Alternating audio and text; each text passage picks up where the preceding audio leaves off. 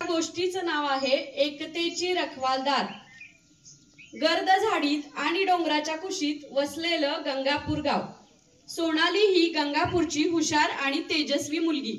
देशप्रेम तर तिच्या नसानसात भिनलेलं। हिरव्यागार रानात पूर्वजांनी बांधलेल्या दगड मातीच्या घरात ती कुटुंबासह राहत होती। आजूबाजूच्या रानातील फुलांचा सुगंध नेहमी घराभोवती दरवळायचा। झुळझुळ वाहणारा वारा मनावर अलगद मोरपंख फिरवायचा। पक्ष्यांचा किलबिलाट सदैव घराभोवती असायचा। अशा निसर्गरम्य ठिकाणी सोनाली राहायची। सोनालीचे आजोबा पंचक्रोशीत ज्ञानी पंडित म्हणून प्रसिद्ध होते। त्यांना खूप मोठा मान होता।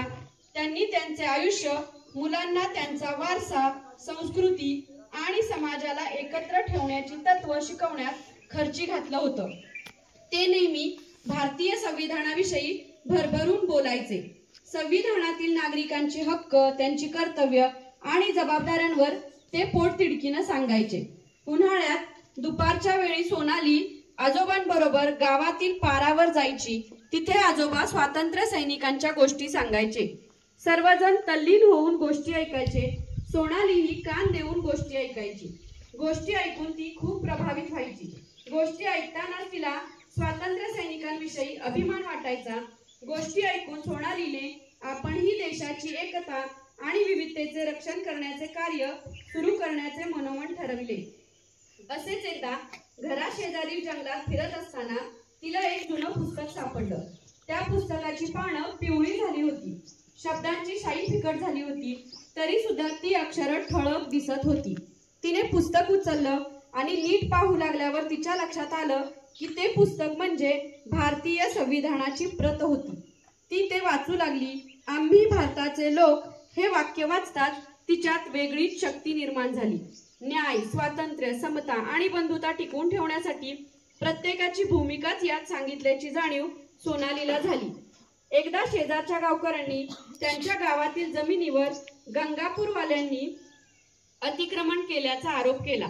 त्यामुळे दोन्ही गावात तणाव वाढला। गावकऱ्यांनी कोर्टात जायची तयारी केली। सोनालीला खूप वाईट वाटले। तिचा संविधानावर आणि न्यायावर विश्वास होता।